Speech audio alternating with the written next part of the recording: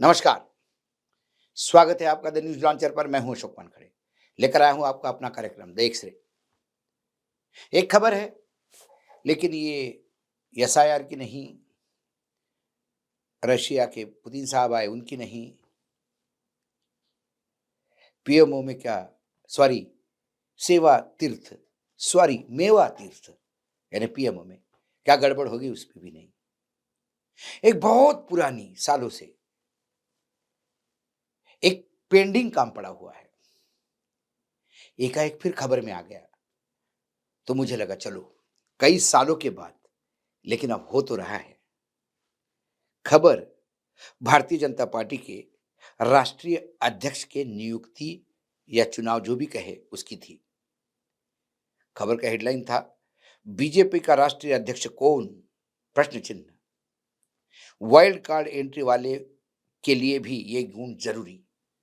तब मुझे लगा कि अब मामला कुछ पक रहा है। तब हमने देखा खबर को एक्सरे से। ये सभी जानते हैं कि भारतीय जनता पार्टी के संगठन या सरकार में किसी पद पर नियुक्ति किसकी होगी, ये किसी को पता नहीं होता। 2014 के बाद खास कई बार ऐसे लोगों का नाम सामने आ जाता है जिसकी कोई उम्मीद नहीं होती, पर अध्यक्ष पद के लिए जिस तरह का मंथन हो रहा है, उससे यही लगता है कि कोई विशेष नाम ही सामने आने वाला है। भारतीय जनता पार्टी के नए अध्यक्ष की घोषणा बहुत जल्द हो सकती है। वर्तमान अध्यक्ष जेपी नड्डा का कार्यकाल समाप्त तो बहुत पहले हो चुका है और कई बार बढ़ाया भी जा चुका है। संभवतः 15 दिसंबर 2025 से पहले ही घोषणा हो जाए। कहा जा रहा है कि खरमास शुरू होने के पहले इसका फैसला हो जाएगा। हिंदू धर्म की मान्यता है कि खरमास में शुभ कार्य नहीं किए जाते, इसलिए उम्मीद है कि 10 दिनों के भीतर अंदर नाम आ जाएंगे। 3 दिसंबर को संसद भवन में पीएम मोदी, अमित शाह, जेपी नड्डा और संगठन महामंत्री बीएल संतोष की बैठक हुई। ऐसी चर्चा है कि इस मीटिंग में नए अध्यक्ष, यूपी इकाई के प्रमुख और केंद्रीय मंत्रिमंडल में फेरबदल की चर्चा थी। इस सिलसिले में 1 दिसंबर को राजनाथ सिंह के आवास पर धर्मेंद्र प्रधान, भूपेंद्र यादव, मनोहर लाल खट्टर आदि के साथ बैठक हुई थी, जिसके बाद ये धारणा मजबूत हुई कि इनमें से किसी के सर पर अध्यक्ष का पद का ताज सजाया जा सकता है। हालांकि ये सब कयास ही है, इसमें कोई दो राय नहीं हो सकती कि बीजेपी में जिन लोगों के नामों की चर्चा हो जाती है, उनमें कतई ताज मिलता भी नहीं।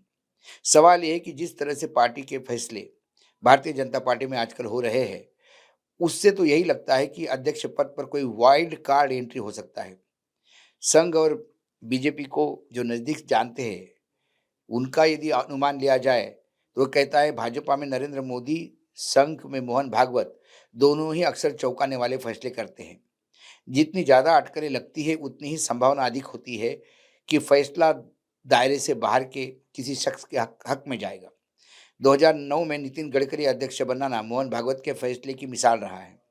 मोहन भागवत और मोदी दोनों अक्सर देखने वाली योग्यता या तर्कों पर नहीं चलते। उन्हें चुनाव सहमति पसंद है। यह सहमति बनने में कई बार लंबा वक्त लग जाता है। जिस तरह उपराष्ट्रपति चुनाव में चर्चा से अलग सीपी राधाकृष्णन का नाम सामने आया, उसी तरह भाजपा के राष्ट्रीय अध्यक्ष के लिए कोई अनएक्सपेक्टेड लो प्रोफाइल वाला नेता का ही नाम सामने आ सकता है। पर जिस तरह संघ और बीजेपी के बीच में मंथन हो रहा है, उससे लगता है कि कई बार वाइल्ड कार्ड एंट्री नहीं होने वाली है। राजनीतिक सरगर्मियां बता रही है कि अध्यक्ष बनेगा, उसमें आरएसएस की राय मायना रखेगी। बहुत दिनों से ऐसा लग रहा है कि बीजेपी को नया राष्ट्रीय अध्यक्ष मिल जाएगा, पर कोई ना कोई कारण नियुक्ति को और डिले कर देती है। जाहिर है कि पिछले 1 दशक से पार्टी सत्ता में है, उसके प्रमुख का चुनाव इतना आसान नहीं होता। कई तरह के मापदंडों पर उससे खरा उतरना होता है। भविष्य की बीजेपी को भी तैयार करना है।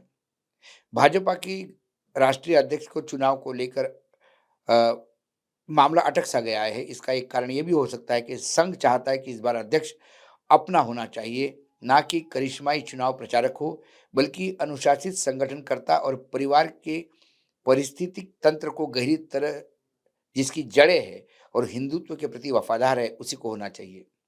कोई अंदरूनी शख्स हो, ऐसा हो तो पार्टी बेधड़क नरेंद्र मोदी के बाद के युग में ले जा सकता है। जाहिर इस तरह के शख्स सामने आता है तो कई तेज तर्रार शख्स ही हो सकता है। संघ और बीजेपी के बीच में कोई ऐसा नेता निकल आएगा जो अनुभवी होने के साथ-साथ दोनों संगठनों के बीच अपनी पेट रखता हो। जो भी नया अध्यक्ष बनेगा उसके सामने चुनौतियाँ हैं, जिससे निपटाने के लिए मोदी जी का आशीर्वाद प्राप्त होने के साथ-साथ संघ का विश्वास भी उसे हासिल होना चाहिए। मोदी अभी है और बने रहेंगे और कब तक रहेंगे ये मोदी के अलावा कोई नहीं जानता। मोदी के बाद के नए दौर की तैयारी संघ ने शुरू कर दी है। अगला भाजपा अध्यक्ष वही होगा जो मोदी और संघ के बीच में पुल का काम करेगा। उसे संघ का भरोसा, मोदी की सहमति और भाजपा और संघ के कार्यकर्ता का सम्मान, ये तीनों चीज़ों एक साथ लेके चलनी होगी। नए अध्यक्ष को पार्टी की में वैचारिक गहराई भी लौटानी होगी। पार्टी में गुटबाजी को रोकना होगा और मोदी के छाया के भीतर और बाहर दोनों जगह नेतृत्व परिवर्तन को संभालना होगा। जो नाम आ रहे हैं सामने, उनमें बीजेपी के अंदर की राजनीति, संघ और बीजेपी दोनों के समान लोकप्रिय आदि मापदंडों पर गुना भाग करते तो जिन नेताओं का नाम सामने आता है उसमें केशव प्रसाद मौर्य, धर्मेंद्र प्रधान सबसे आगे चल रहे हैं। भूपेंद्र यादव भी लड़ाई में हैं। इसके अलावा भी बहुत से नाम हैं, जैसे शिवराज सिंह चौहान, विनोद तावड़े, सी आर पाटिल। रोज कोई ना कोई नया नाम आ जाता है, कोई कभी महिलाओं के नाम आ जाते हैं। अ, हम जब बात होती है नेताओं से तो वो कहते हैं कि हम सिर्फ पार्टी अध्यक्ष नहीं चुन रहे, हम ये तय कर रहे हैं कि मोदी के बाद भविष्य की भाजपा का नक्शा किसके हाथ में होगा और कैसा होगा।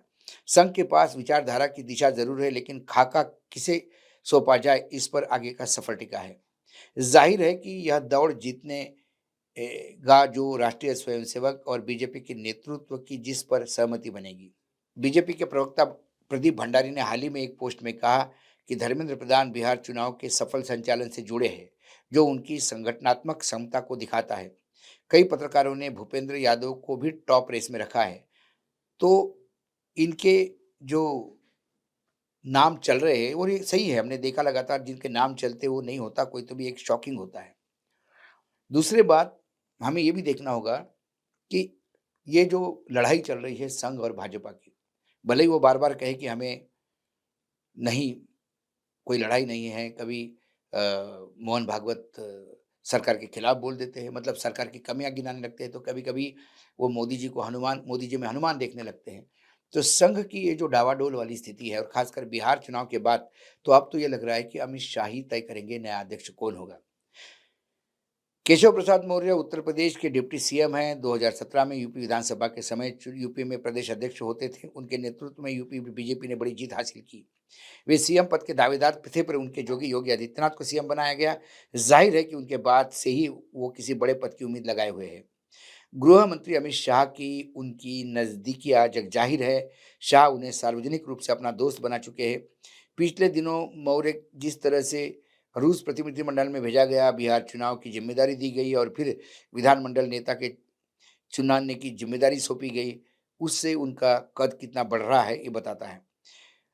इन सबसे बढ़कर बीजेपी के लिए जो ज़रूरत है, वो बीजेपी के सामने आने वाले समय में बड़ा स्टॉक 2027 में यूपी विधानसभा चुनाव जीतना है। अब यूपी बीजेपी गवा देती है तो जाहिर है 2029 का आम चुनाव मुश्किल हो जाएगा। उत्तर प्रदेश में जिस तरह से बीजेपी लगातार अपना प्रभाव खो रही है, उससे ये भी लगता है कि केशव प्रसाद मौर्य की ताजपोशी हो सकती है। मौर्य का ओबीसी नेता होना उनके पक्ष में किया जा रहा है। उत्तर प्रदेश में अखिलेश यादव का कोई यदि मुकाबला कर सकता है पीडीए का, तो केशव प्रसाद मौर्य एक इफेक्टिव हो सकते हैं। मौर्य लंबे समय से आरएसएस और विश्व हिंदू परिषद के साथ सक्रिय रहे। राम मंदिर आंदोलन में उनकी प्रमुख भूमिका रही। यह जुड़ाव उन्हें कैडर का अपना आदमी बनाता है, जो संगठन स्तर पर उनकी विश्वसनीयता बढ़ाता है। भूपेंद्र यादव बीजेपी के अध्यक्ष बनने की रेस में, केंद्रीय मंत्री भूपेंद्र यादव और केंद्रीय मंत्री प्रधान धर्मेंद्र प्रधान भी रेस में हैं। यादव भी अमित शाह के करीब माने जाते हैं और पार्टी के संगठनात्मक ढांचे का गहरा अनुभव रखते हैं। राजस्थान के ओबीसी यादव पृष्ठभूमि के कारण सामाजिक संतुलन के प्रतीक है, जो यूपी बिहार जैसे राज्यों में यादवों के वोट को प्रभावित कर सकता है।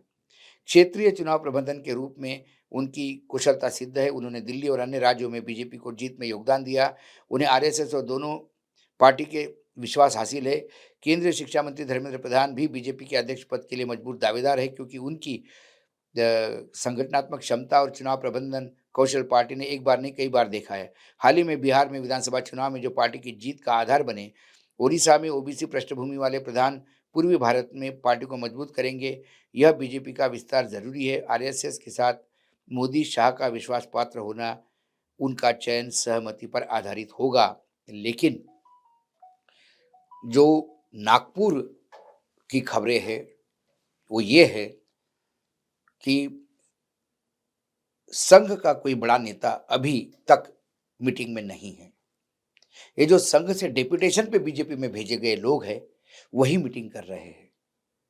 अभी तक संघ कार्यालय यानी मोहन भागवत के टेबल पर या दत्ताजी होसबोल के टेबल पर वो नाम नहीं गए जिन नामों के बीच सहमति मांगी जाएगी।